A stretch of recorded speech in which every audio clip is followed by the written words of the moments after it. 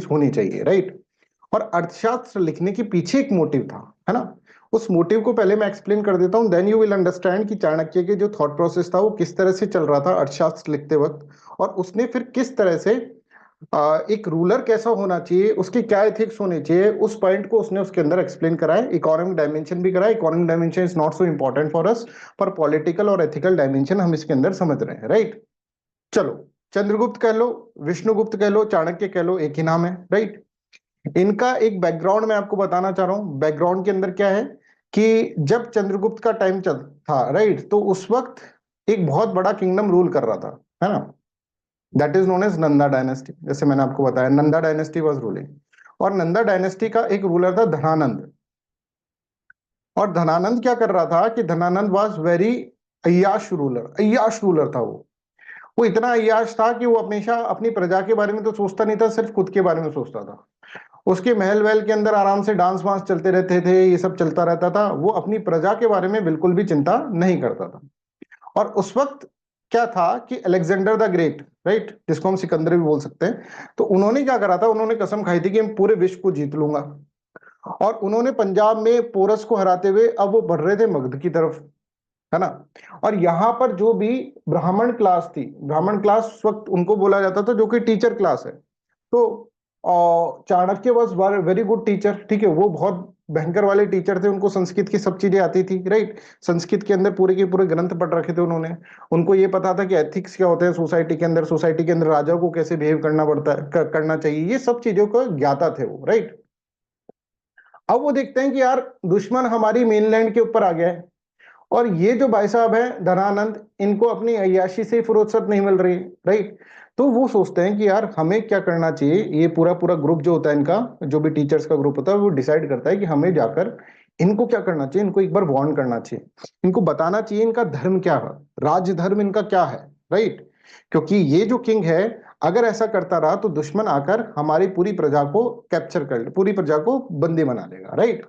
तो यहां पर इनको अपॉइंट करा गया।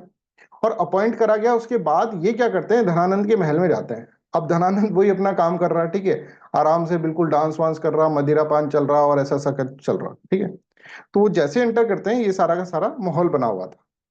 इतने में वो धनानंद को क्रिटिसाइज करना लग जाते हैं कि धनानंद देखो, राजा का धर्म जो होता है ना, वो मैं तुमको याद दिलाने के लिए आया हूं। अब धनानंद की ऑब्वियस रिएक्शन क्या होगी कि भैया कौन आ गया ये खलल करने के लिए हमारा, ठीक है, इसको क्या करो, इसको बाहर निकाल कर फेंको, राइट। तो वो अपने लोगों से बोलता है कि इसकी चोटी खींचकर इसको बाहर निकाल कर फेंको, राइट। तो इस तरह से इनका बहुत ज्यादा अपमान किया जाता है वहां पर। और आप देखेंगे इनका बहुत ज्यादा अपमान किया जाता है, तो वो उस वक्त सौगंध खा लेते हैं कि हम इस नंदा डायनेस्टी का समूल नष्ट कर देंगे। मतलब समूल मतलब इसका बिल्कुल जड़ से ही खत्म, इस नंदा डायनेस्टी को कर देंगे। और हुआ भी ऐसा। वो किंग मेकर बने और उन्होंने चंद्रगुप्त, चंद्रगुप्त को क्या है, चंद्रगुप्त को किंग बनाया। और उसके प्राइम मिनिस्टर जो थे, चंद्रगुप्त के प्राइम मिनिस्टर वो थे कौटिल्य। तो कौटिल्य का इस तरह का डायमेंशन आप देख रहे हैं कि कौटिल्य जो है वो एक किंग से ऐसा परेशान होता, राइट। इसलिए उसने एक कसम खाई कि हम क्या करेंगे, इसका पूरा समूल नाश कर देंगे। और फिर उन्होंने एक चंद्रगुप्त नाम के बंदे को, जो नॉर्मल कॉमन मैन था, उसको राजा बना दिया और खुद उनके प्राइम मिनिस्टर बन गए। तो जब भी वो अर्थशास्त्र के अंदर कुछ भी लिखेंगे, तो वो क्या करेंगे, वो फोकस करेंगे कि king should not be autocratic. King autocratic नहीं होना चाहिए। तो किंग कैसे होना चाहिए, किंग एक तरह से एथिकल किंग होना चाहिए, राइट। वो इस तरह से लिखेंगे। हमेशा किंग को वो क्या करेंगे, किंग की जो भी पावर्स है उसको किसी तरह से कंस्ट्रेन करने की कोशिश करेंगे, इस तरह का किंग बनाएंगे। तो कौटिल्य का स्वामी कैसा हो, कौटिल्य का स्वामी धनानंद के जस्ट अपोजिट हो। और उसके लिए कुछ ना कुछ उनको क्या करना पड़ेगा, रूल्स रेगुलेशंस बनानी पड़ेगी। और यहां पर कौटिल्य क्या करेंगे, अपनी किताब के अंदर बहुत सारी चीजें पब्लिक एडमिनिस्ट्रेशन के बारे में लिखेंगे। डिप्लोमेसी क्या होता है, स्टेटमैनशिप क्या होता है, इस सब के बारे में बात करेंगे। और सबसे जो फेमस थ्योरी है कौटिल्य की, वो है सप्तांग थ्योरी। तो आइए हम पढ़ते हैं सप्तांग थ्योरी क्या होता है, ये हम समझते हैं। पर पहले जो मैंने अभी आपको बताया उसके बारे में थोड़ा पढ़ लेते हैं। देखिए, Chanakya was also known as Vishnugupta और Kautilya. He was the prime minister of Chandragupta Maurya and he was very intelligent, shrewd and played king maker for the Chandragupta. Chandragupta की तरह के लिए एक तरह से किंग मेकर की उन्होंने भूमिका निभाई थी, right. He is known for his diplomacy and statesmanship. And his book Arthashastra is the oldest text on the public administration. Public administration के अंदर ओल्डेस्ट टेक्स्ट इनको बोला जाता है। ऐसे बोला जाता है भारत के अंदर जो डिप्लोमेसी होती है, राइट, उसकी सबसे बड़े जनक जो हैं, डिप्लोमेसी के जनक जो हैं, वो कौन थे? कौटिल्य थे।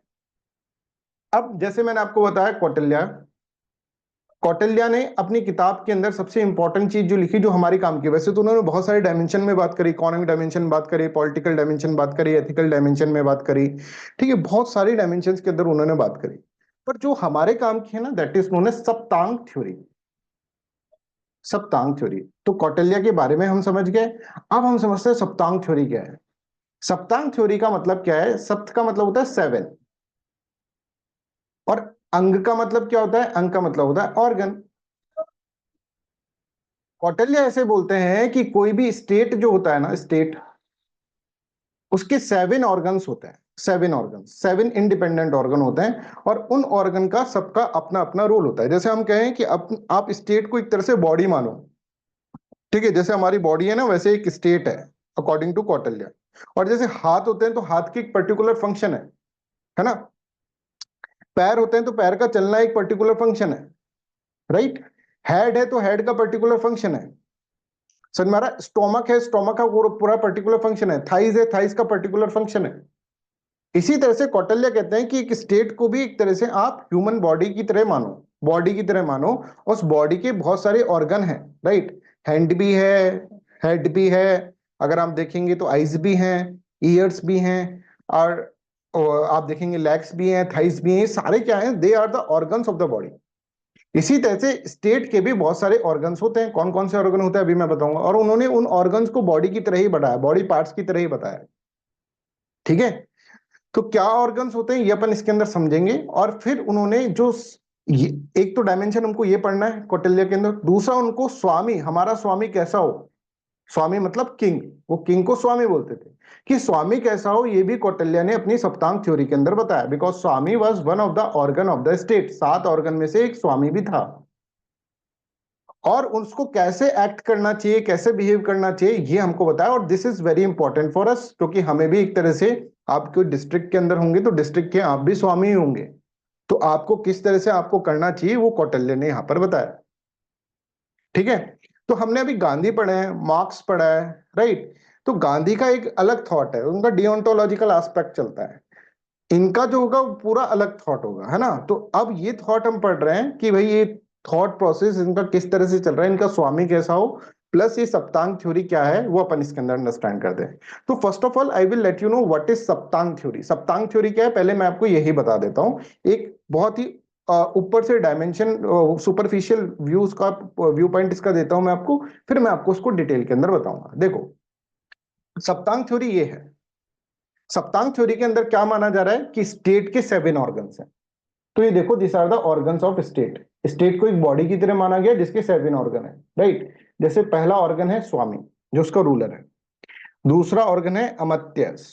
अमात्यास क्या है? अमात्यास फ्रेंड्स, ठीक है, जो स्वामी के दोस्त हैं, अलाइज कंट्री जो होते हैं। जैसे जैसे भारत का अलाई कंट्री कौन है?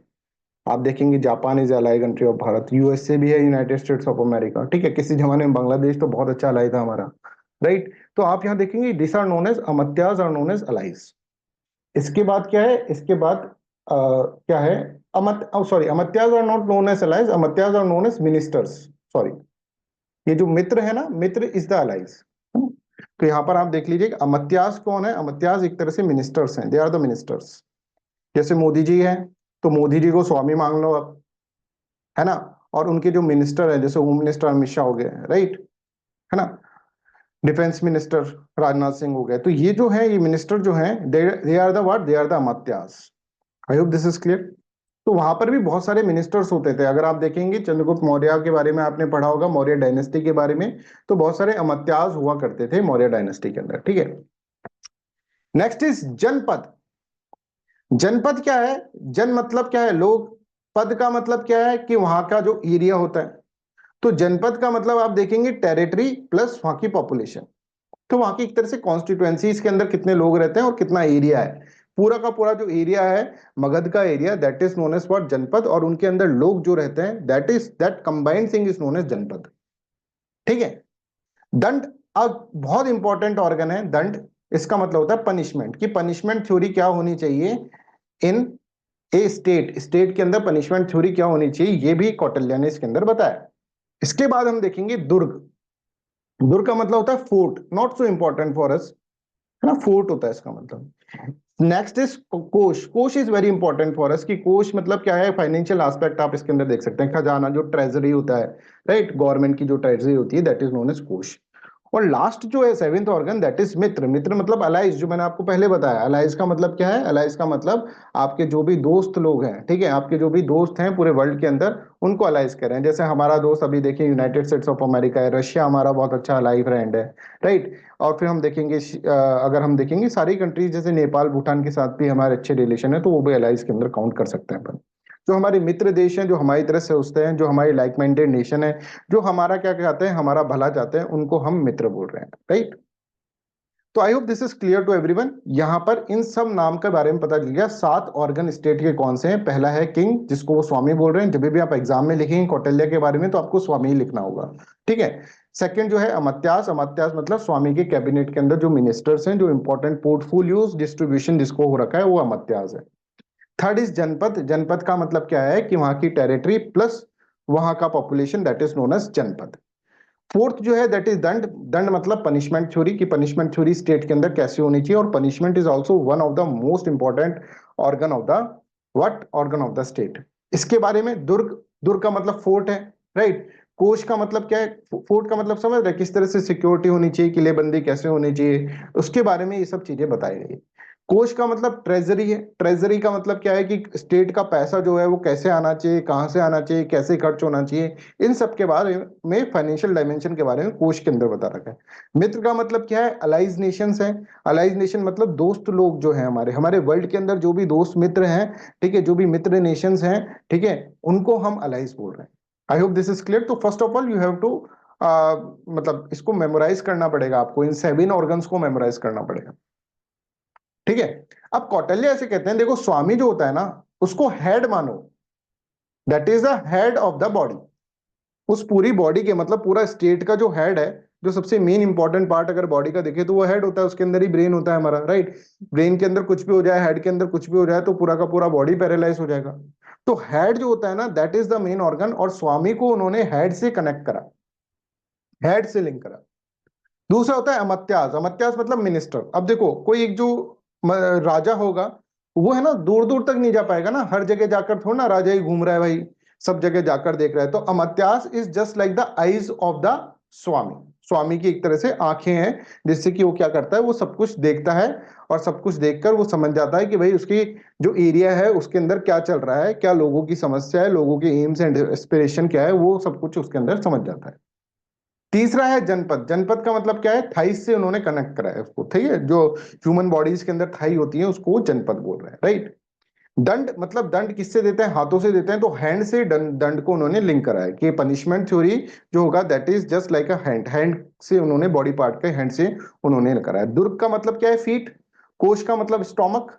और यहाँ पर मित्र को जो है उन्होंने ईयर्स से करा है। ईयर्स मतलब कान, कान भरते रहते हैं ना मित्र, है ना, कान में कुछ बात कह के चल जाएंगे, कुछ अच्छी बात कह के चल जाएंगे जिसको आप सुन सकते हो। तो इस तरह से उन्होंने इसको एक तरह से बॉडी माना है, और बॉडी के हर ऑर्गन को उन्होंने स्टेट की, स्टेट को अगर अपन एक बॉडी मांगे तो स्टेट के ऑर्गन से उन्होंने इस तरह से लिंक करने की कोशिश करी।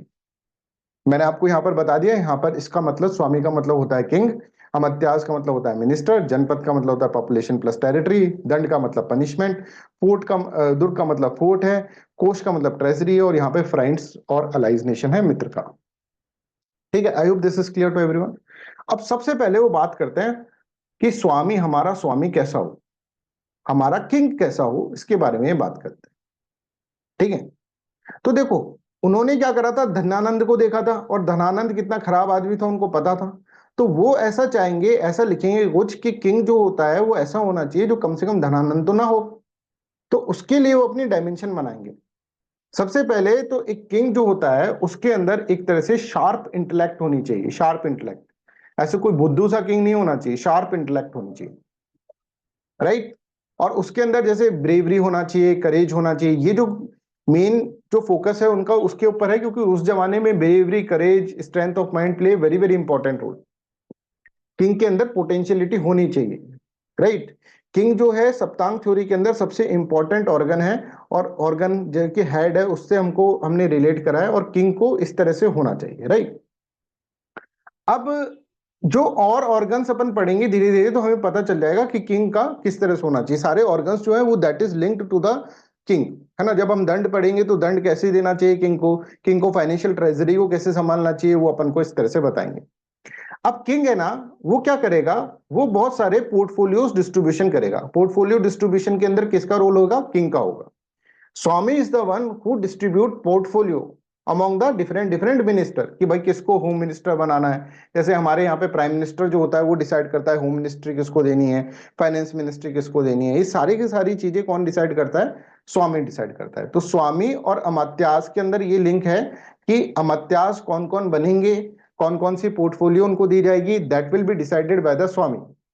तो swami should be a one who should be emotional intelligent. Emotional intelligent क्यों होना चाहिए, बिकॉज उसको पता होना चाहिए कि कौन कैसा रोल प्ले कर सकता है, हमारी जो है बेस्ट रोल किसको दे सकते हैं, रोल असाइनमेंट उसको पता होना चाहिए।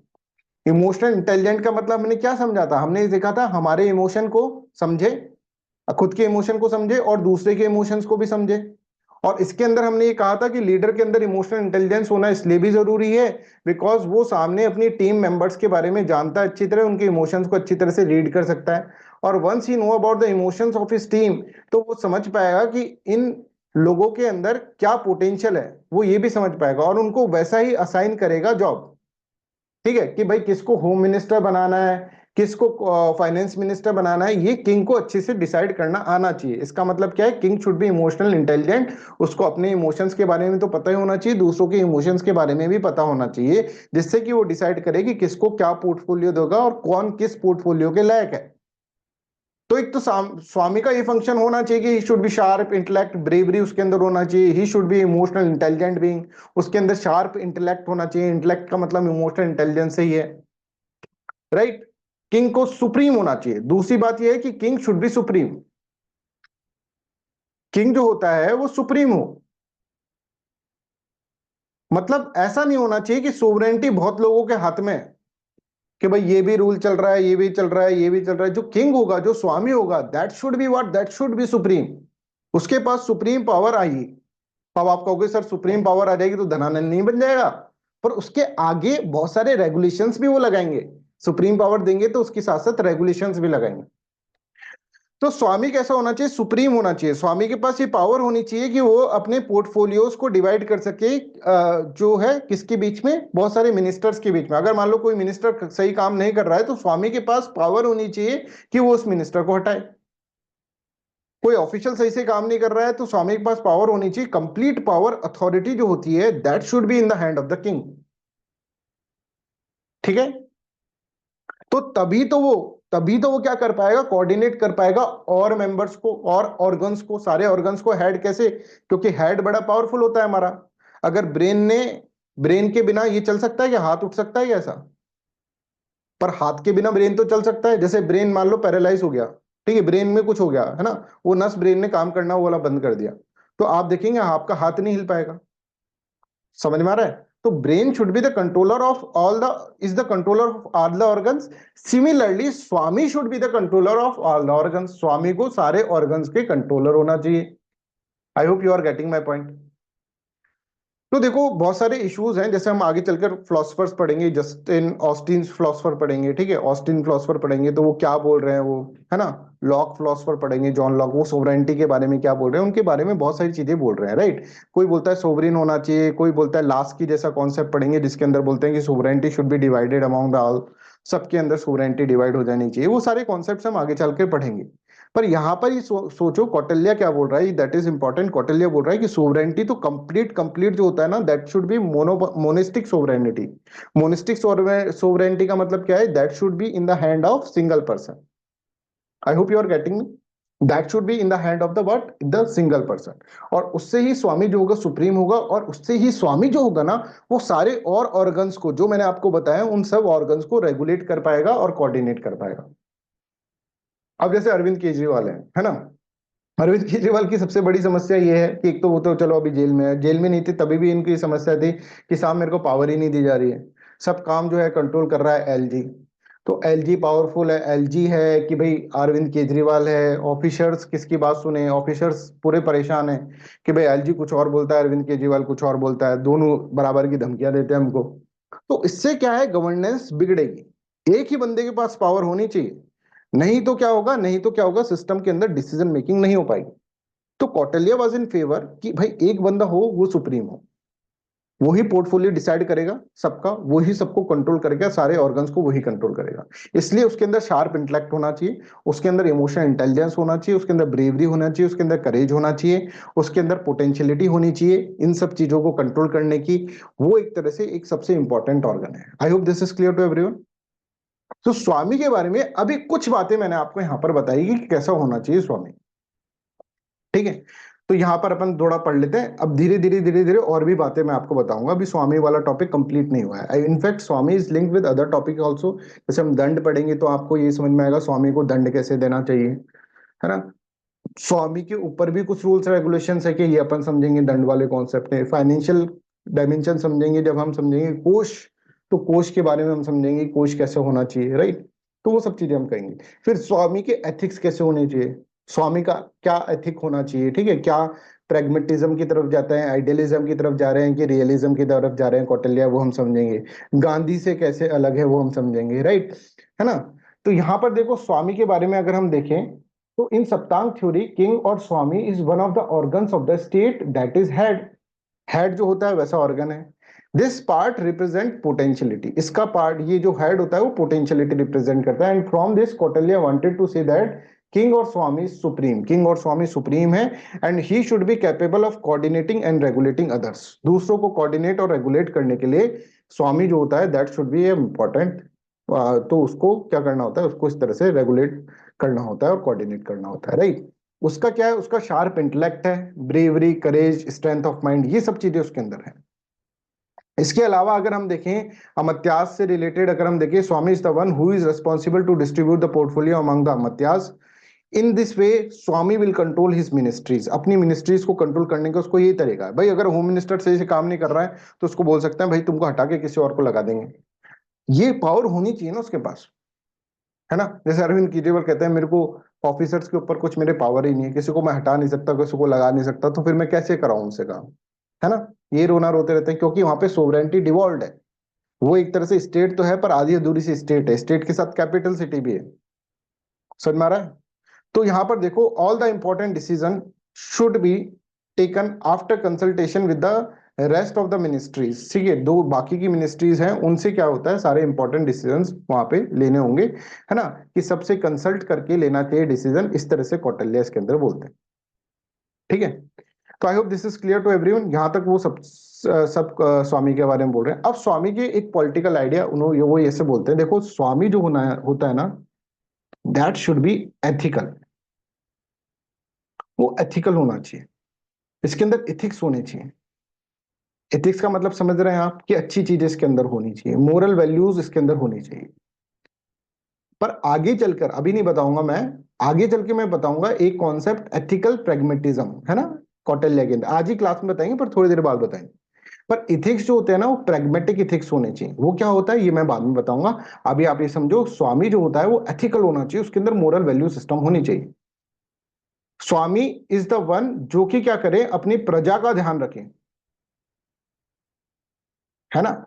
इसलिए यहां पर बोलते हैं प्रजा सुखम सुखे राजा, प्रजा के सुख के अंदर ही राजा का सुख है, राइट। इस तरह से इसके अंदर बोला जाता है स्वामी को। तो स्वामी क्या कैसा हो, स्वामी ऐसा हो जो कि क्या करे, प्रजा का सुख जो है उसके लिए बहुत ज्यादा इंपॉर्टेंट है। इन द हैप्पीनेस ऑफ प्रजा lies the happiness of the king, प्रजा सुखी सुखम राजा, राइट। प्रजा के सुख में राजा का सुख है, इस तरह का स्वामी होना चाहिए। तो स्वामी हमेशा वेलफेयरिस्टिक अप्रोच अपनाना चाहिए। सर ये तो गांधी जैसे लग रहे हैं, गांधी भी बोलते हैं वेलफेयरिस्टिक अप्रोच, गांधी भी बोलते हैं कि प्रजा के बारे में सोचना चाहिए, है ना। और गांधी भी बोलते हैं in the happiness of the praja lies the happiness of what king. King की हैप्पीनेस क्या है, प्रजा की हैप्पीनेस में। किंग की हैप्पीनेस खुद में नहीं है, प्रजा के लिए दूसरों के लिए काम करना है, वेलफेयरिस्टिक अप्रोच। तो स्वामी ऐसा होना चाहिए एथिकल डायमेंशन के अंदर। ठीक है, फिर वो ऐसे बोलता है कि यथा प्रजा तथा राजा, मतलब यथा राजा तथा प्रजा, यथा राजा तथा प्रजा का मतलब ये सेंटेंस स्टेटमेंट आपको लिखना होगा कि प्रजा सुखे सुखम राजा, राइट, ये सब कुछ लिखा हुआ है ना, नोट्स में दिखा देंगे हम आपको। और यथा राजा तथा प्रजा, जैसे ही राजा होगा ना वैसी ही प्रजा हो जाएगी।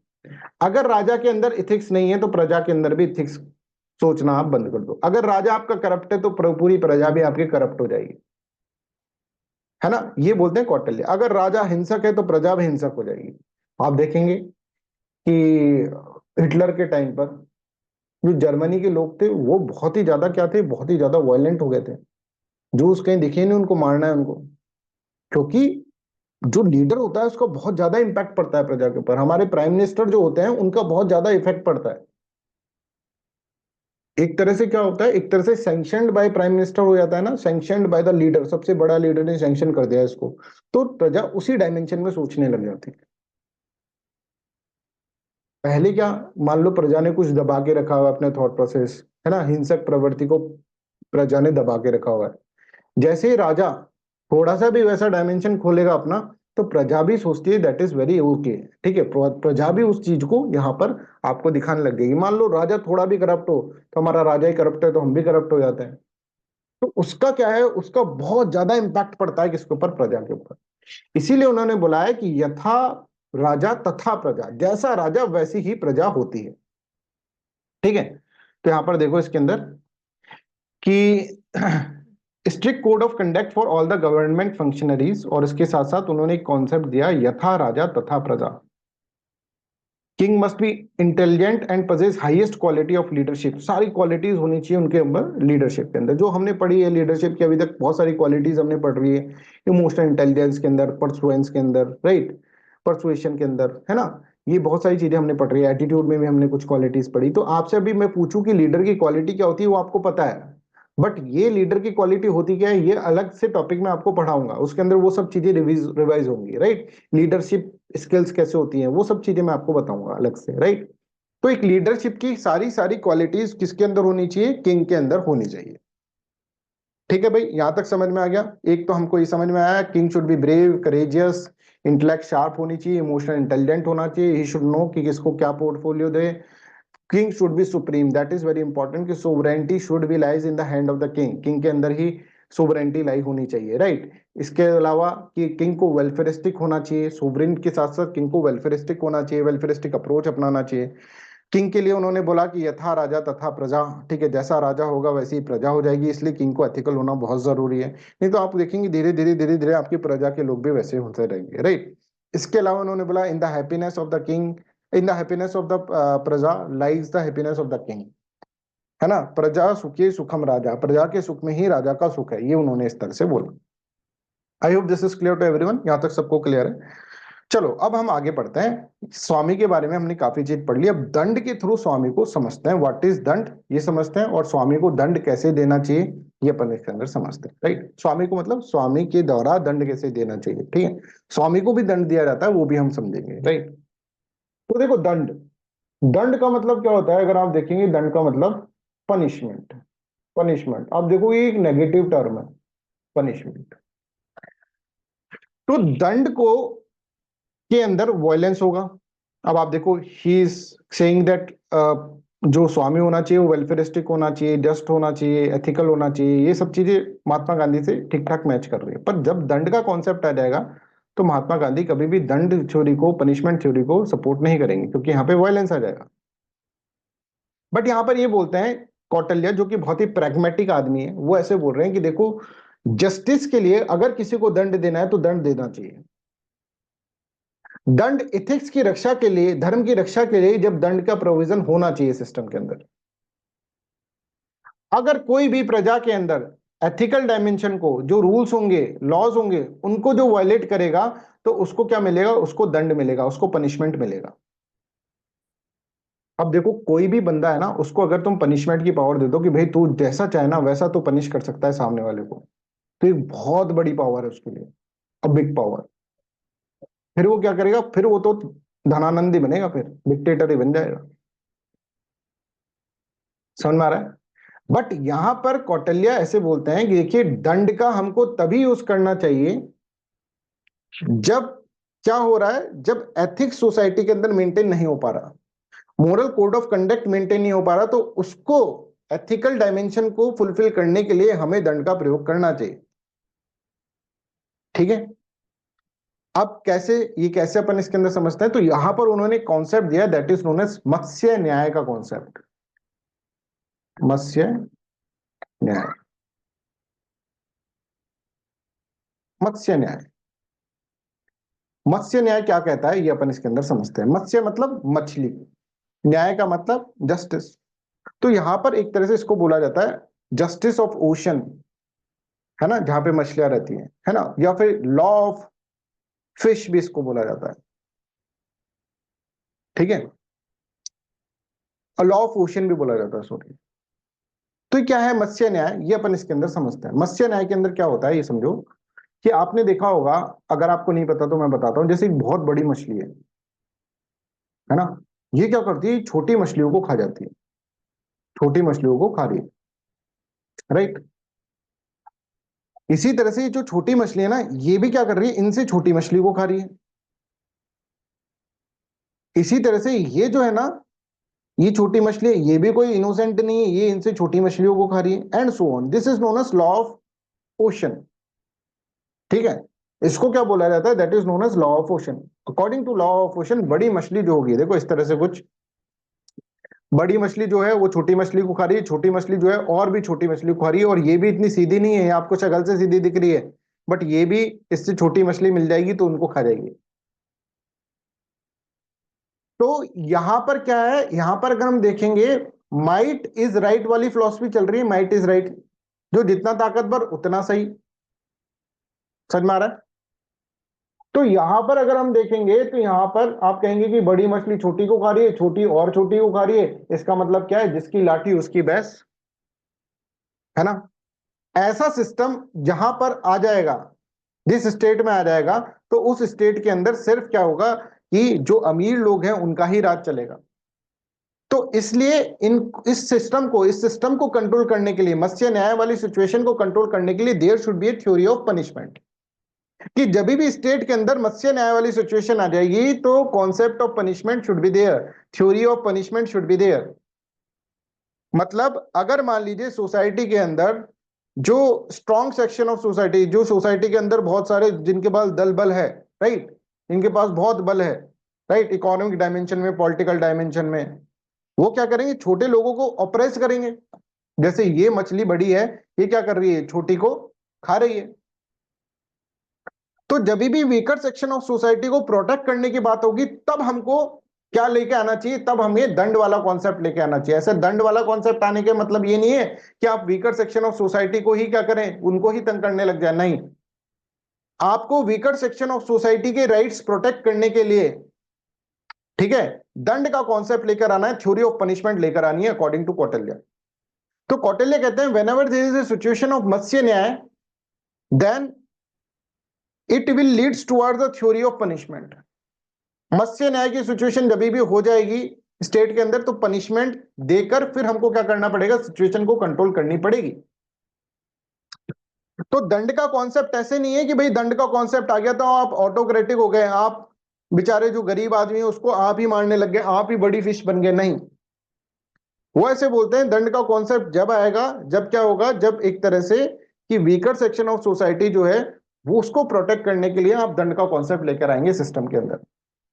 आई hope this is clear to everyone. दंड का कॉन्सेप्ट जो आएगा, that is to deliver justice in the society. whenever there is a deviation from the moral dimension in the society, then there should be a concept of justice। जैसे कि ऐसा समझो कि society के अंदर क्या है, सोसाइटी के अंदर इंडिविजुअल तो है नहीं, एक इंडिविजुअल का एक्शन जो होता है वो एंटायर सोसाइटी को क्या करता है, एंटायर सोसाइटी को यहां पर इफेक्ट करेगा। आप देख रहे हैं, जैसे कि फॉर एग्जांपल मैं आपको बताता हूं, कोलकाता वाला केस हुआ, रेप केस, कोलकाता वाला रेप केस हुआ, तो जो हमारे अंदर बहुत गुस्सा है ना, हमको बहुत गुस्सा आया, हम बहुत सैड हुए, हमको लगा कि कैसा लॉ एंड ऑर्डर है, ये सब चीजें। बट आप देखेंगे कुछ लोग ऐसे भी होंगे यहां पर जो कि लाइक माइंडेड लोग हैं, जो क्या कर रहे हैं, इस चीज को सही नहीं ठहरा रहे, तो इस चीज को ये भी रिपीट करने की कोशिश कर रहे हैं, ये भी सोचते हैं कि भाई किसी का रेप कर दें, ऐसे भी बहुत सारे क्रिमिनल माइंडसेट के लोग होंगे, है ना। तो कोई कोई अगर मान लीजिए गर्ल या फिर कोई आप देखेंगे कोई भी अकेला जा रहा हो तो उसको रेप कर दें, राइट।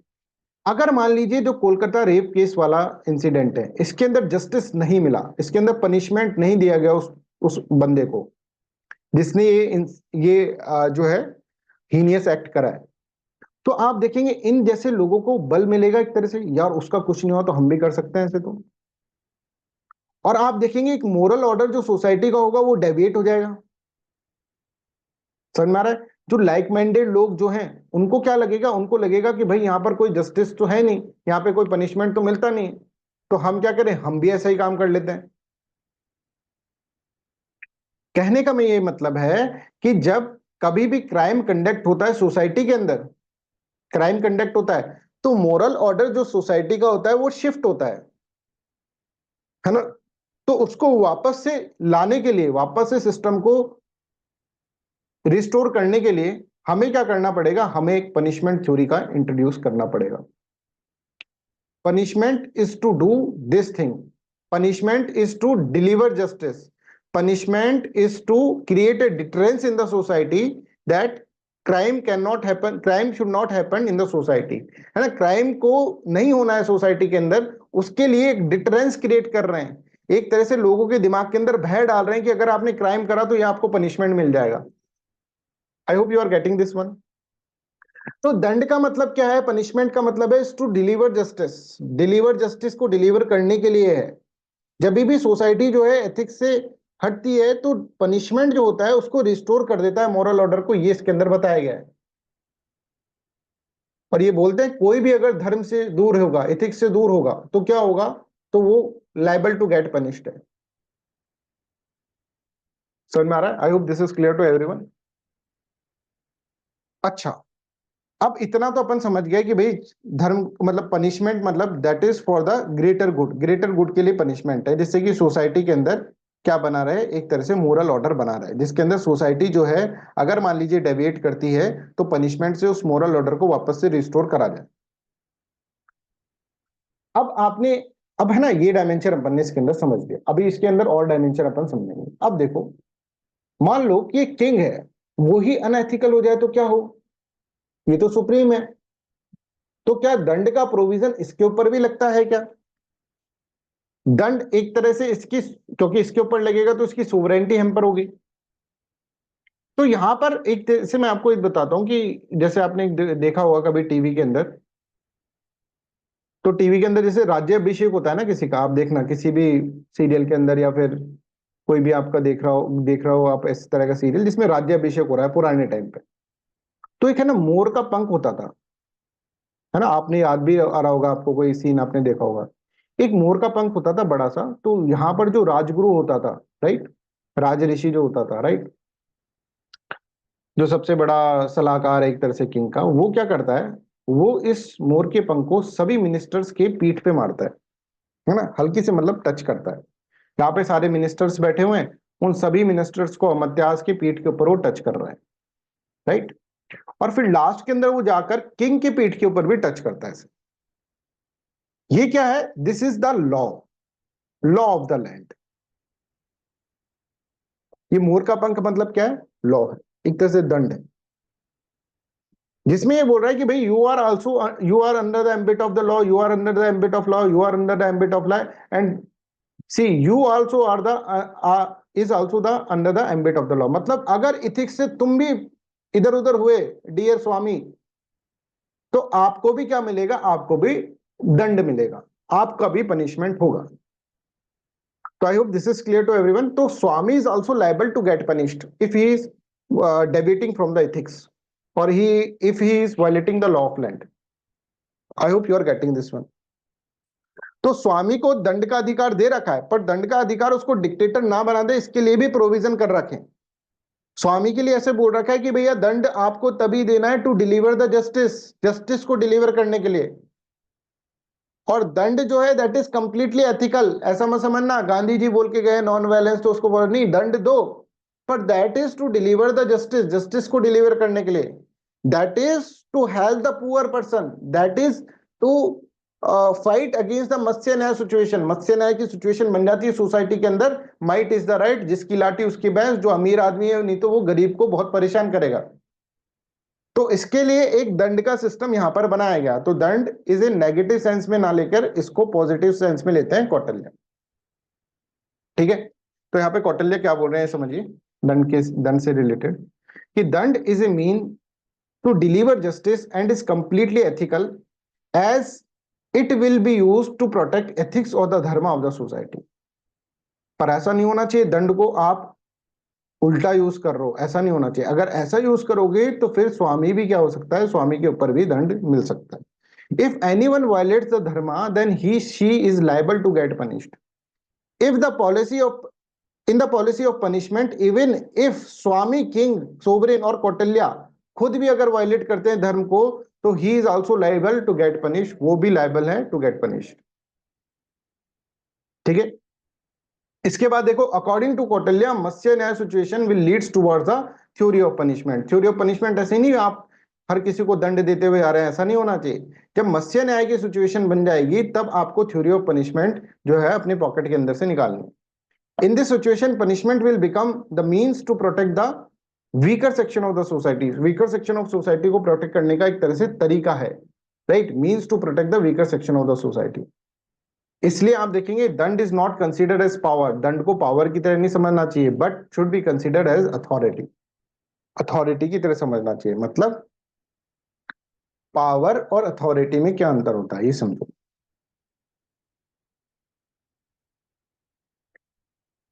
पावर तो देखो एक ऐसा टर्म है जो कि गली के गुंडे के पास भी हो सकता है पावर। ठीक है, एक क्रिमिनल के पास भी हो सकता है पावर, और एक आईएएस ऑफिसर के पास भी हो सकता है पावर। पर आईएएस ऑफिसर के पास पावर जो है that is known as what, that is known as authority. जबकि क्रिमिनल के पास जो पावर है that is what, that is power. ये नेगेटिव सेंस के अंदर वर्ड यूज कराया जाता है पावर को, नेगेटिव सेंस के अंदर। मतलब क्रिमिनल जब क्राइम करता है, राइट, तो वो ये सोच कर करता है कि मेरे ऊपर कोई भी अकाउंटेबिलिटी नहीं है, और है तो मैं उससे बच जाऊंगा। समझ में आ रहा है? There is no one behind me, तभी तो वो मार रहा है उसको, सामने वाले को। अगर इतना ही होता कि अकाउंटेबिलिटी है तो वो मारता ही नहीं। तो whenever you are using your power, तो आपके बैक ऑफ द माइंड ये है कि देयर इज नो अकाउंटेबिलिटी। जैसे मान लो कोई आईएएस ऑफिसर पावर का यूज कर रहा है, अपना पावर का यूज कर रहा है, तो उसको बोलेंगे कि यार ये कुछ भी कर रहा है, इसको किसी का डर ही नहीं है, इसको अकाउंटेबिलिटी का कोई डर ही नहीं है कि he is accountable to someone. ये तो तानाशाह हो गया है। तो कभी भी आईएएस ऑफिसर के पास पावर नहीं होकर उसके पास अथॉरिटी होती है। अथॉरिटी मतलब वो जिस सीट पे बैठा है और वो जो एक्ट कर रहा है, कोई भी एक्ट वो कर रहा है ना, उसके लिए वो रेस्पॉन्सिबल भी है और उसके लिए वो अकाउंटेबल भी है, उसके लिए वो जिम्मेदार है। और अकाउंटेबल मतलब देयर इज समवन जिसको उसको रिपोर्ट करना है कि भाई साहब मैंने ये गलत काम करा है। ठीक है, वो डिसाइड करेगा, जैसे वो बोलेगा भाई ये क्या कर रहा है, कोई उसके ऊपर भी है, that is known as accountability. इन टर्म्स को हम पूरी डिटेल के अंदर पढ़ेंगे, बट अभी ये टर्म आ गया है तो मैं आपको इसके अंदर इस तरह से बता रहा हूं। तो power can be negative, can be positive. Power के साथ साथ जब लेजिटिमेसी ऐड कर दो या अकाउंटेबिलिटी ऐड कर दो तो that will become what, that will become the authority. समझ रहे हैं? कि अगर मैं कह दूं कि मैं जो भी पावर यूज कर रहा हूं उसके पीछे मैं अकाउंटेबल हूं, तो मतलब there is a some authority behind it. ठीक है, मैं जो यूज कर रहा हूं फिर वो अथॉरिटी है एक तरह से। अथॉरिटी मतलब जब पावर के अंदर अकाउंटेबिलिटी वाला कंपोनेंट ऐड कर दे then it is known as authority. जब पावर जो होती है वो अथॉरिटी बन जाती है। I hope you are getting my point, what I want to convey. तो एक तो पावर है निरंकुश पावर, कि आप जो चाहे वो कर लो। आप किसी को मार रहे हो, किसी को पीट रहे हो, किसी के साथ रेप कर रहे हो, किसी का चोरी कर रहे हो, कुछ भी कर रहे हो, वो है पावर। क्योंकि उसके अंदर आपके बैक ऑफ द माइंड ये नहीं है कि अकाउंटेबिलिटी इज देयर, कि कुछ किसी को मेरे को जवाब देना होगा, है ना, मैं पकड़ा भी जा सकता हूं। ये सब चीजें आपके बैक ऑफ माइंड नहीं है, तभी तो आप क्राइम कर रहे हैं। बट अथॉरिटी मतलब कि whenever you are acting someone something, ठीक है, जैसे आईएएस ऑफिसर के पास बहुत सारी पावर है, ठीक है, बट उस पावर के साथ साथ एक लेजिटिमेसी का, ठीक है, एक तरह से आप देखेंगे अथॉरिटी, ये अकाउंटेबिलिटी का एंगल भी है। वो पावर निरंकुश से यूज नहीं कर सकता, ठीक है, वो ऑटोक्रेटिक नहीं बन सकता, उसको किसी को जवाब देना, he is accountable to someone, ठीक है। तो अकाउंटेबिलिटी का कंपोनेंट पावर के अंदर जब ऐड हो जाता है तो that is known as what, that is known as authority, उसको अथॉरिटी बोलते हैं। तो दंड जो है ना वो एक पावर नहीं है कि आपने यूज कर लिया, है ना, आपको पावर मिल गई है भाई एक, तो फिर तो आप किसी को भी मार दो, किसी को भी ये कर दो, नहीं। दंड जो है that is a authority, not the power. I hope you are getting this one, what I want to convey. तो जब भी मत्स्य न्याय की सिचुएशन आ जाएगी तो क्या होगा, तो हमको दंड यूज करना। अच्छा, अब जब भी आप किसी को दंड दे रहे हो ना, तो उसके अंदर जैसे मान लीजिए किसी को आप, किसी ने कोई क्राइम करा और इसको क्राइम करने की सजा मिल गई। अब बाद में पता चला अरे भाई इसने तो क्राइम ही नहीं करा था, क्राइम तो किसी और ने करा था, इसका तो नाम फंसाया था सिर्फ। तो कौटिल्य ऐसे बोलते हैं जब भी पनिशमेंट दो ना, उससे पहले, पनिशमेंट से पहले आपको एक एक्सरसाइज करनी पड़ेगी, that is known as critical investigation. Critical investigation should be there. एक क्रिटिकल इन्वेस्टिगेशन आपको करनी होगी, उसके बाद ही आप उसको पनिश कर सकते हो सामने वाले को। जब क्रिटिकल इन्वेस्टिगेशन हो, अंदर तक उसकी चीजें आपको पता हो, पूरे एविडेंस के साथ हो, तभी जाकर आप इसको पनिशमेंट दें।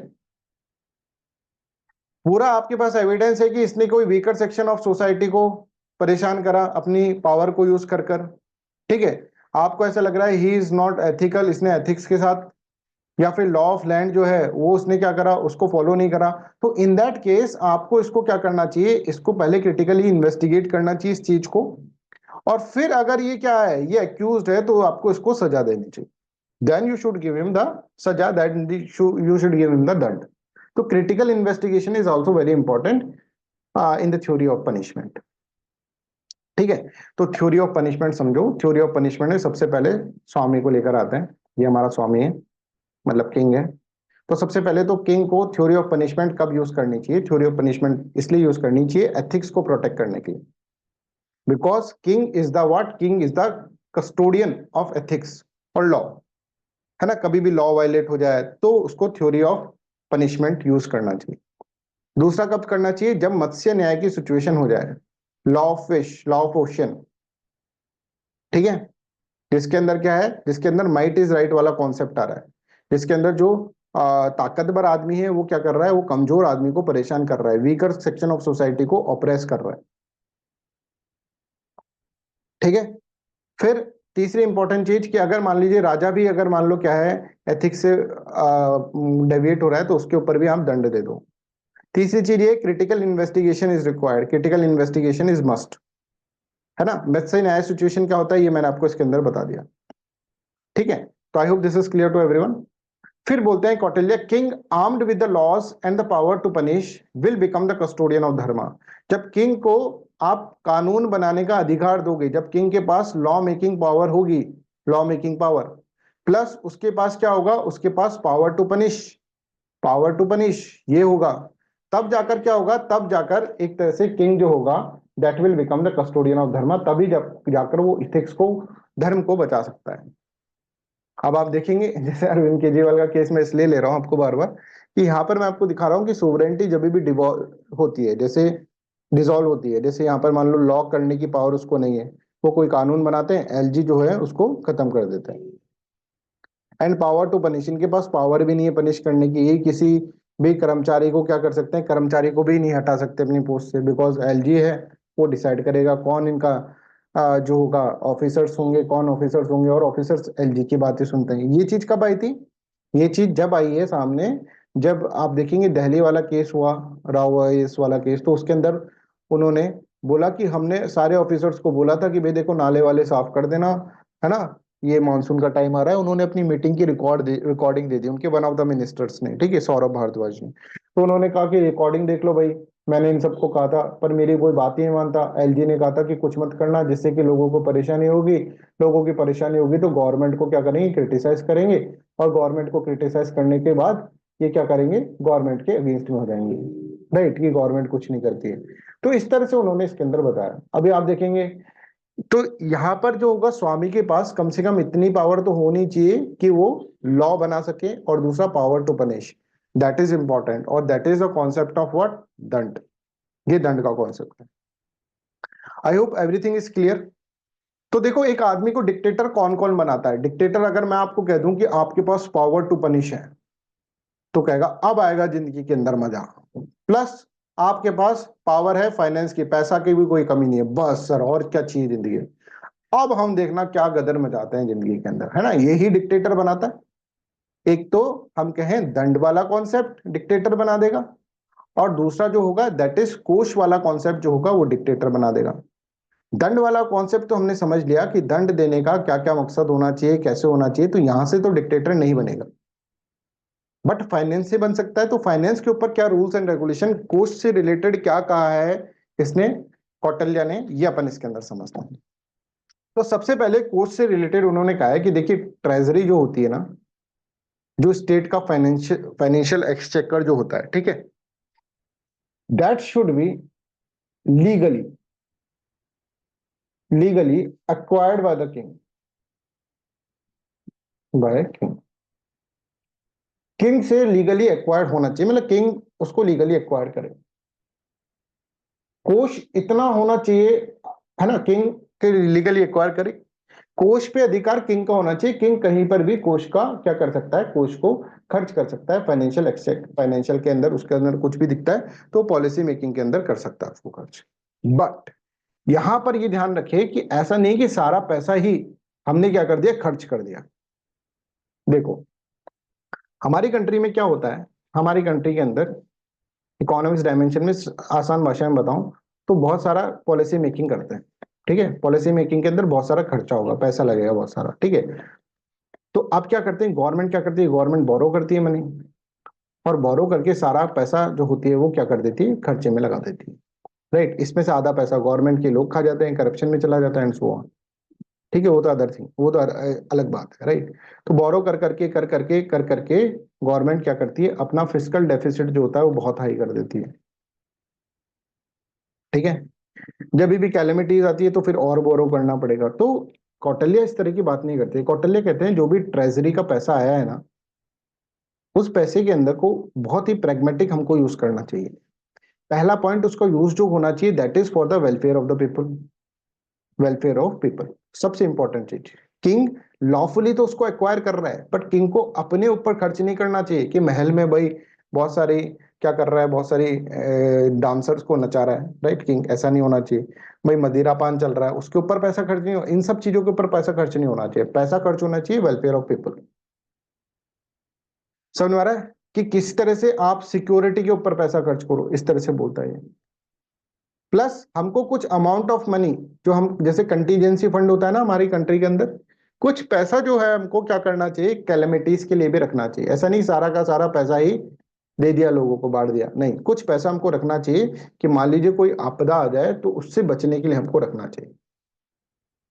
अच्छा, इसके अंदर पैसा आएगा कैसे? पैसा आएगा टैक्स से, टैक्सेशन से। पर टैक्सेशन के भी कुछ रूल उन्होंने बताया। कौटिल्य ने एक बहुत बढ़िया रूल बनाया कि जो भी सर्विस सेक्टर के लोग हैं ना, सर्विस सेक्टर के, जैसे शूद्र हो गए उस टाइम के, है ना, दलित शूद्र, वो क्या कर रहे हैं, वो उस समय क्या कर रहे हैं कि सभी जो ऊपर के लोग हैं, जैसे ब्राह्मण हो गए, क्षत्रिय हो गए, वैश्य हो गए, उनके लिए सर्विस ही प्रोवाइड कर रहे हैं। तो इनसे कोई टैक्स नहीं लेना चाहिए, है ना, अर्थशास्त्र में लिखा हुआ है। तो सर्विस क्लास से कोई टैक्स कलेक्ट नहीं करना चाहिए किंग को, इस तरह से इसके अंदर बोला गया। मतलब यहां पर जो पैसा आएगा वो सर्विस क्लास से आप ना ले। इवन उन्होंने इसके अंदर नाम भी लिखे हैं, जैसे कारपेंटर, डॉक्टर। डॉक्टर भी बहुत, वैद्य जो होते थे उस वक्त बहुत ज्यादा अच्छा काम करते, तो उन्होंने डॉक्टर, कारपेंटर, इनका नाम लिखा है उन्होंने, एंड फिर उसके आगे एटसेट्रा लिखा हुआ है। अर्थशास्त्र के अंदर जो जो लाइन्स है ना, वो पर्टिकुलर, मैं अर्थशास्त्र का ओरिजिनल टेक्स्ट आपको पढ़ा रहा हूँ फॉर योर काइंड इन्फॉर्मेशन। पहले मैंने पढ़ा है उसको पूरा, पूरा तो नहीं पढ़ पाया, ठीक है। थोड़ा थोड़ा जो डायमेंशन है उसके अंदर, पॉलिटिकल डायमेंशन जो जो समझ आई है ना, उसको उसके अंदर से नोट्स बनाए गए हैं। तो सारे नोट्स है ना बहुत ओरिजिनल है, आप देखेंगे कहीं पर भी आप देख लो, ऐसे नोट्स आपको मिलेंगे नहीं, कहीं पर भी देख लेना आप कोई से भी नोट्स उठा के देख लो, they are very different, this notes are very different and very unique, to the point चीजें लिख रखी हैं। इसलिए मैं कह रहा हूं कि भाई कोई किताब मत पढ़ने लग जाना, जितना आपको पढ़ाया जा रहा है उसको ही दिमाग में रख लो, that is more than enough. मैं बता रहा हूँ एथिक्स के अंदर, एथिक्स के अंदर ही नहीं, आपका ऐसे राइटिंग, आपका बहुत सारी जो सब्जेक्ट के अंदर बहुत सारे जो टॉपिक्स हैं वो सब कुछ कवर होंगे इसके अंदर, है ना। तो डोंट डू दिस मिस्टेक। जैसे स्टूडेंट्स में से पूछते हैं कि सर बुक कौन सी पढ़े, मत पढ़ो भाई, बुक पढ़ोगे तो तुम्हारे लिए नुकसान होगा उसका। समझ में आ रहा है? तो यहाँ पर देखो, क्योंकि मुझे पता है ना, मैं आपको कोई आपके लिए गलत नहीं बोलूंगा कभी भी, है ना, बुक बताने में मेरा क्या जाएगा। बट उस बुक के अंदर जो लिखा हुआ है वो आपको लिखना नहीं है ना, फिर आपके दिमाग के अंदर कचरा भरने से क्या मतलब है। उस किताब के अंदर अगर कोई अच्छी बात होगी तो वो तुम्हारे नोट्स में वैसे ही होगी। Don't worry. जैसे आप इकोनॉमिक्स का पेपर, इकोनॉमिक्स का जो मैं पढ़ा रहा हूँ आपको, इकोनॉमिक्स के लिए मैंने आपको दिखाऊं, मैं तो मैंने सारी योजनाएं खरीद ली है, अभी यहाँ पे योजना रखी भी हुई है, ठीक है, फूड प्रोसेसिंग की योजना है, ईज ऑफ डूइंग बिजनेस की है। तो वहां पर उन चीजों से अंदर पढ़ाएंगे ना, टेक्सटाइल सेक्टर। अब टेक्सटाइल सेक्टर के अंदर पूरी योजना है ना, तो उसके अंदर से पढ़ेंगे ना अपन, वो है इंपॉर्टेंट। वो जनवरी की योजना, जो जनवरी 2024 की योजना है, वो पढ़ेंगे ना हम ईज ऑफ डूइंग बिजनेस के लिए। फालतू में जो नोट्स रखे हुए हैं, लिखे हुए हैं, जो सब लोग पढ़ रहे हैं, जो सड़े गले से नोट्स हैं, उनको नहीं पढ़ना चाहिए हमें। ये आप लोगों के बेनिफिट के लिए है ये चीज, है ना। जैसे मैं आपको, तो आप तो सारे बच्चे आ ही गए हैं, उसके अंदर एनरोल हो ही गए हैं, ठीक है, तो आपको तो क्यों मैं मैनिपुलेट करूंगा, है ना, कि भाई मैं अपने वेस्टेड इंटरेस्ट के लिए मैनिपुलेट कर रहा हूँ, नहीं। मैं आप सब लोगों से ये बोल रहा हूँ कि आपको कद्र होनी चाहिए जो आप पढ़ रहे हैं उसकी, तभी जब कद्र होगी ना उसकी, तब जाकर आपके अंदर क्या होगी, आपके अंदर उस चीज के प्रति रेस्पेक्ट आएगा, उस प्रति के रेस्पेक्ट आएगा, तब जाकर आप उन चीजों को याद कर पाएंगे। Please try to understand this, this is very important. हर जगह से छांट कर आप देखेंगे तो सारे नोट्स यहाँ पर लिखे गए हैं, ठीक है। चलो, तो यहां पर आप दंड का मामला, मतलब आप इसके अंदर समझ रहे हैं, राइट। तो इसके बाद फिर अपन ने कोष के बारे में सोचा, तो देखो, treasury should be lawfully acquired by the king.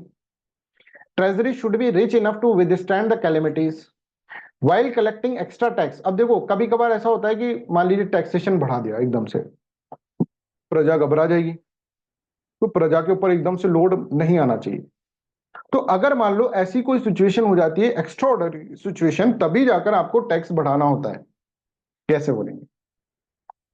कैसे? मान लो किसी पड़ोसी देश ने आक्रमण कर दिया, हमला, ठीक है, तो अब आपको पैसे की जरूरत है, तो आप क्या करो, सबसे पहले जब भी आप टैक्स बढ़ाओ, ऐसे नहीं कि भाई बजट के अंदर टैक्सेशन बढ़ा देती है हमारे जैसे देश के अंदर, वैसा नहीं होना चाहिए। जब भी टैक्स बढ़ाओ तो पहले लोगों से बात करो, लोगों को कॉन्फिडेंस में लाओ, लोगों को बताओ कि आपने क्यों टैक्स बढ़ा रहे हैं, क्या इस टैक्स के बढ़ाने की क्या क्या जरूरत आ पड़ी, एकदम से एक्स्ट्रा ऑर्डिनरी क्या सर्कमस्टांसेस आ गई, क्या इमरजेंसी आ गई, उसके बारे में बताओ। अगर आप नहीं बताओगे और अपनी मर्जी से बनाओ तो आप डिक्टेटर की तरफ जा रहे हो, फिर तो आप कितना भी टैक्स कर दोगे, लोगों को कॉन्फिडेंस में लाओ।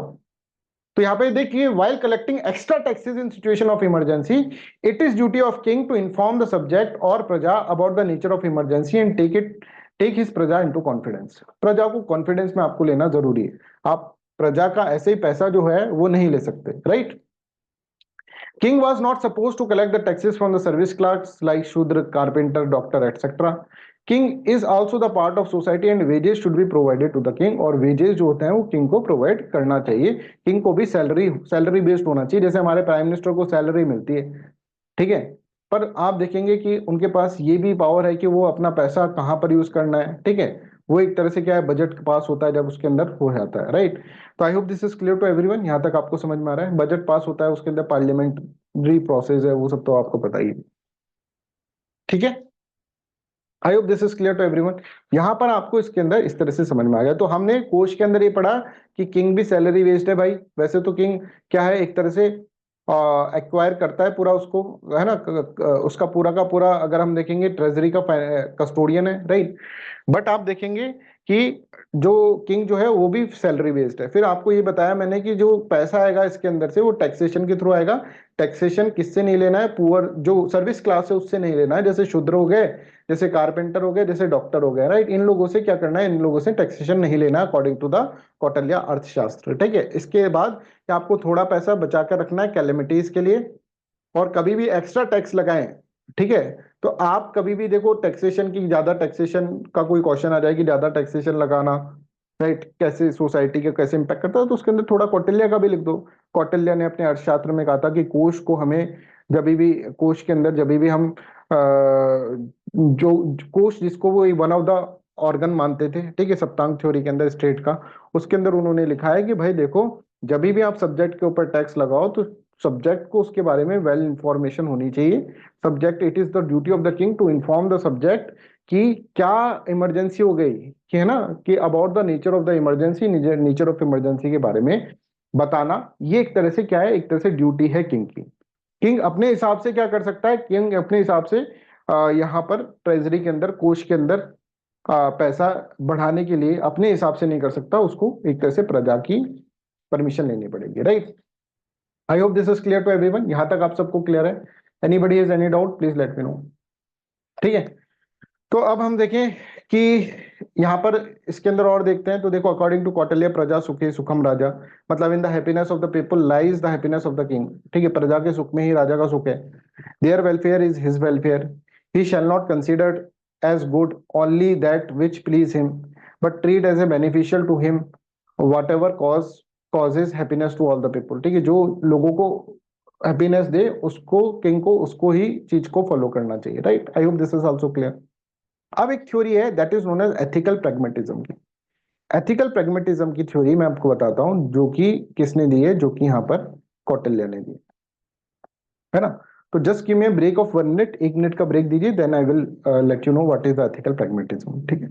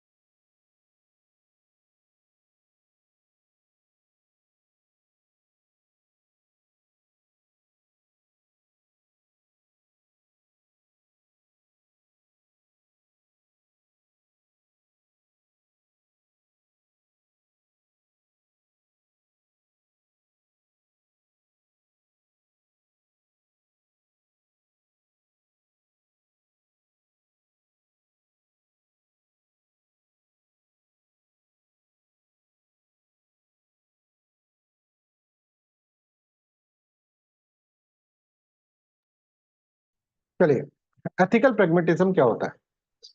कौटिल्य ऐसे बोलते हैं कि जो स्वामी है ना, उसको एथिकल तो होना चाहिए, पर एथिकल के साथ साथ प्रैग्मेटिक भी होना चाहिए। प्रैग्मेटिक मतलब प्रैक्टिकल।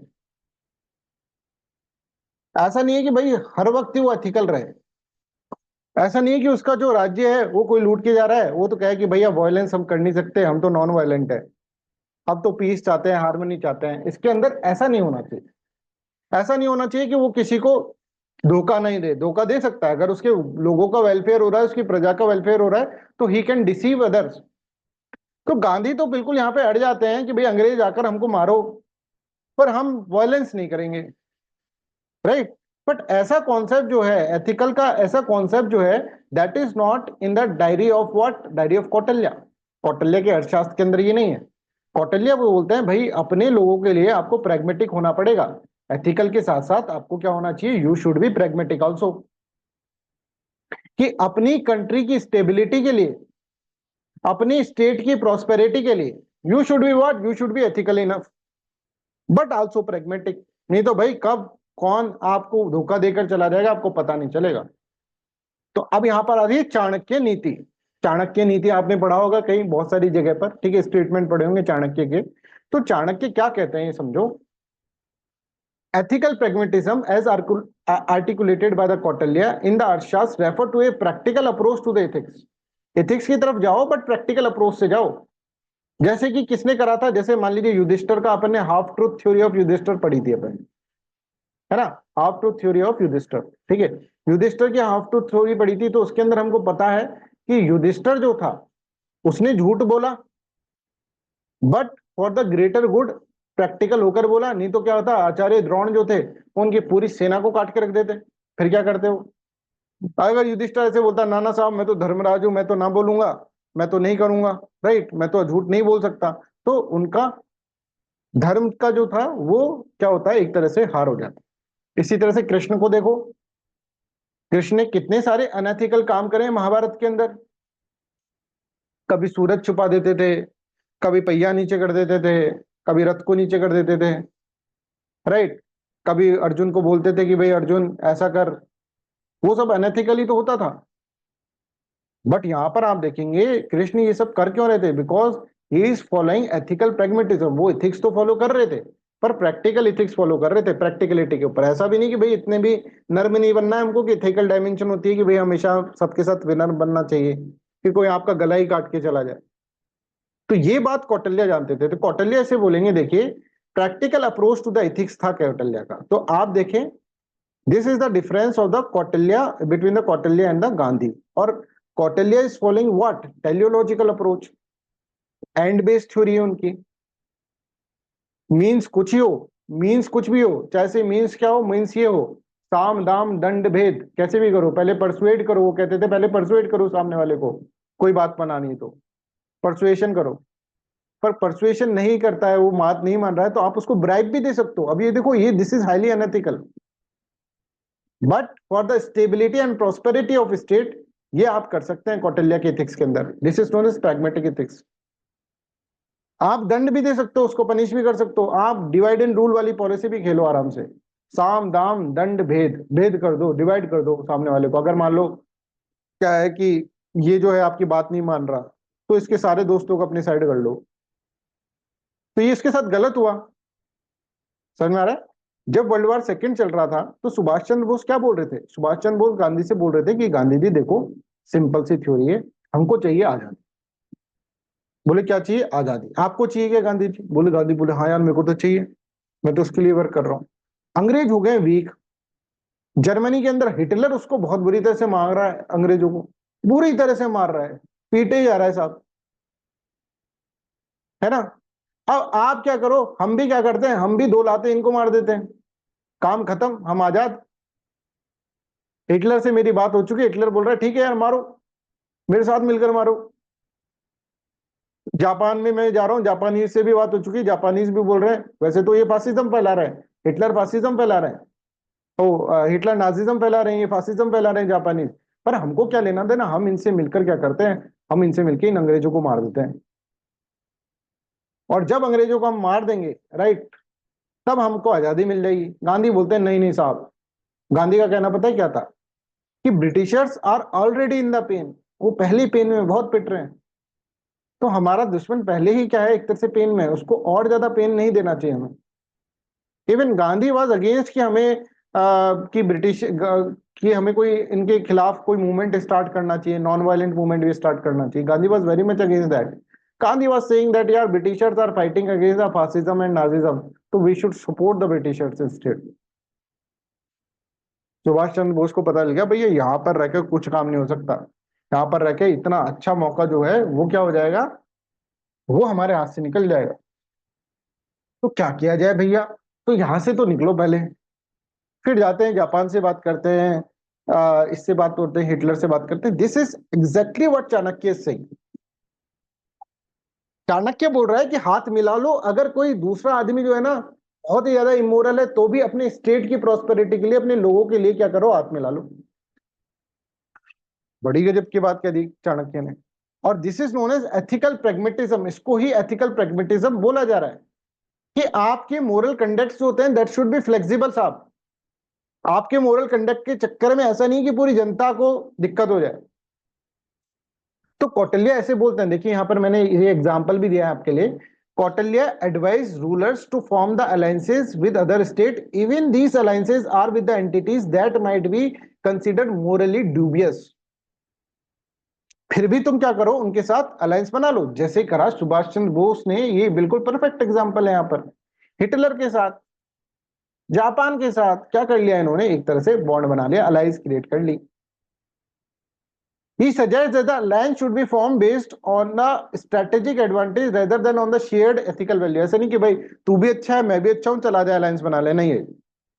अलायंस ऐसी बनानी चाहिए कि भाई तेरे से मेरे को काम है इसलिए मैं तेरे से अलायंस बना रहा हूं, नहीं तो उसकी एथिकल वैल्यू नोट डाउन करने लग जाओगे तो फिर कैसे होगा। तो एग्जैक्टली जो सुभाष चंद्र बोस ने कहा वो कौटिल्य की नीति है, राइट। तो कौटिल्य इस तरह से बोलते हैं, देखिए Kautilya ethical pragmatism allows for flexibility in the moral conducts, action that might be considered unethical in different contexts can deemed acceptable if they serve the state's greater good। अगर ज्यादा अच्छा स्टेट को सर्व हो रहा है, जैसे कि हम कहें कि हम तो गांधी की भूमि है, हम तो बुद्ध की भूमि है, हम तो महावीर की भूमि है, हम तो किसी के ऊपर अटैक नहीं करेंगे, है ना। तो हमने बट हम फिर भी सर्जिकल स्ट्राइक करते हैं ना, तो सर्जिकल स्ट्राइक क्या है, दैट इज एथिकल रिलेटिविज्म, जो मैंने आपको एग्जांपल भी दिया था जब आपकी कॉपी में डिस्कस कर रहा था। तो दैट इज एथिकल रिलेटिविज्म। तो एथिकल रिलेटिविज्म ही क्या है, एथिकल रिलेटिविज्म ही तो अगर आप देखेंगे that is what, that is the, आप यहां पर देखेंगे एथिकल रिलेटिविज्म ही तो क्या है, एक तरह से एथिकल प्रैग्मेटिज्म है।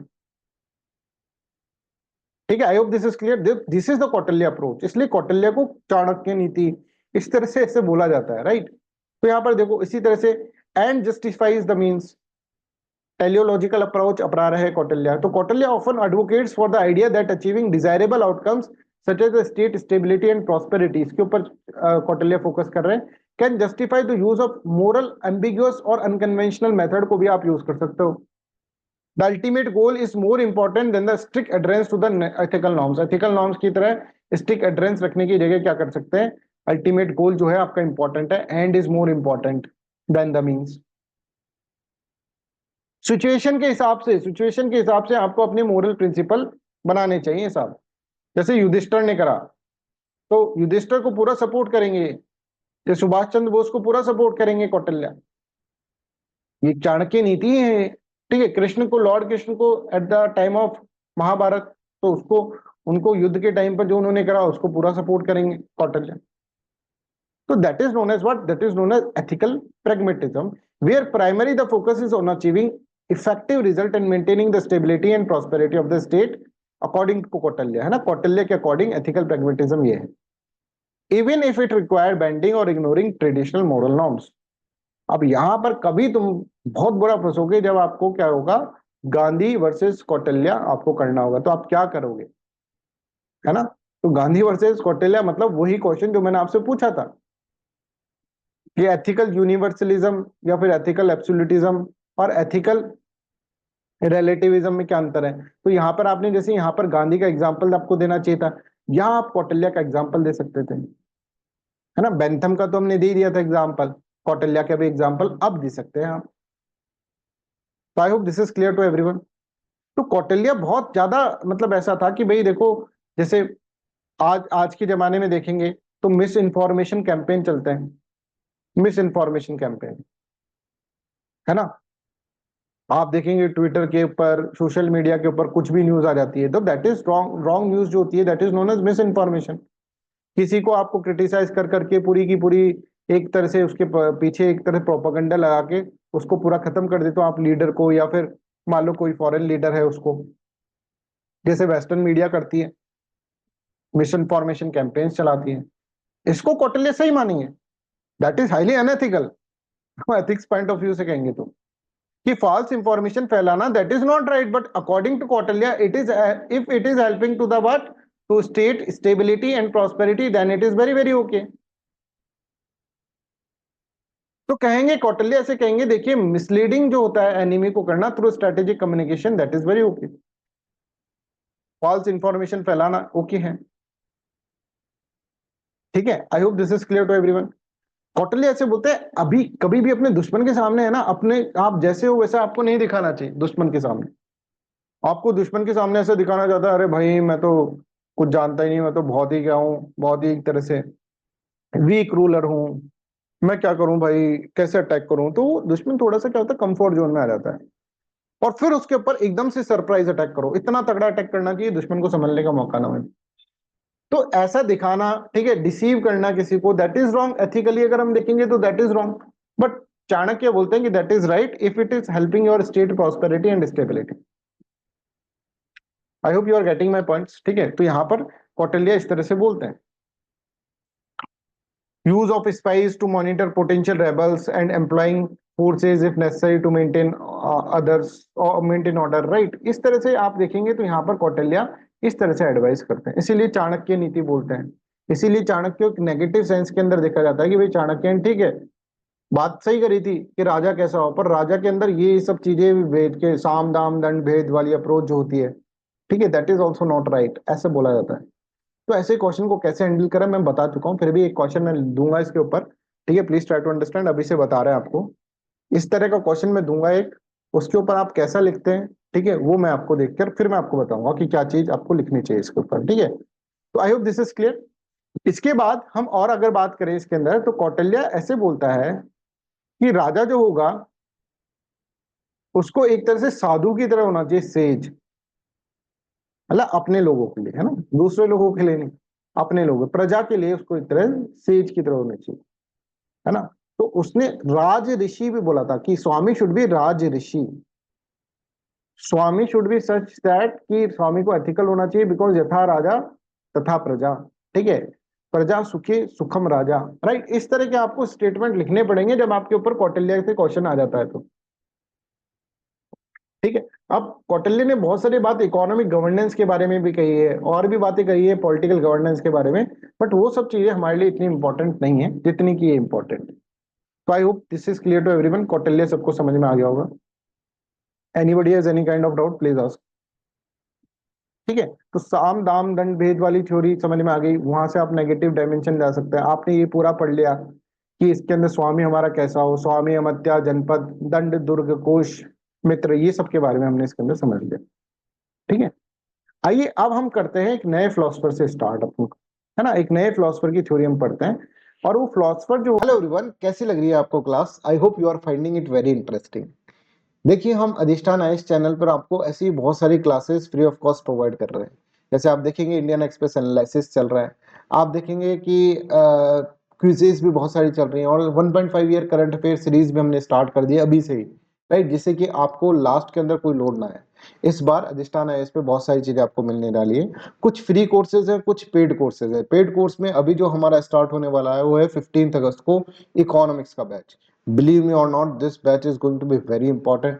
जिन भी बच्चों को इकोनॉमिक्स से थोड़ा सा भी साइकोलॉजिकल फियर रखता है वो इस बैच को ज्वाइन कर लो। इसके अंदर हम पूरा का पूरा प्रीलिम्स और मेंस ओरिएंटेड पूरा पढ़ाएंगे, आपको पूरे अच्छे अच्छे तरह से डिस्कशन कराएंगे, राइट। बहुत सारी चीजें जो होंगी, ठीक है, रिपोर्ट्स जो हैं, budget, economic surveys, NITI Aayog की रिपोर्ट्स और बहुत सारी जो एडमिनिस्ट्रेटिव रिपोर्ट्स हैं वो आपको इसके अंदर पढ़ाएंगे। और मैं बिलीव मी कि ये आपके लिए एक तरह से लाइफ चेंजिंग हो सकता है, आपका एक पूरी प्रिपरेशन को आपको एक बहुत धार दे सकता है ये वाला बैच, ठीक है। इस बैच को जरूर ज्वाइन करो। डिस्क्रिप्शन में इसके अंदर सब कुछ लिखा हुआ है, एक लिंक दे रखा है, ठीक है। उस लिंक को क्लिक करोगे तो उसके अंदर मैंने पूरा एक्सप्लेन कर रखा है कि हम इस बैच को कैसे लेकर जाएंगे। डे वाइज शेड्यूल आपको दिया जाएगा, राइट। आपको हर दिन आपके लिए क्वेश्चंस होंगे, ठीक है।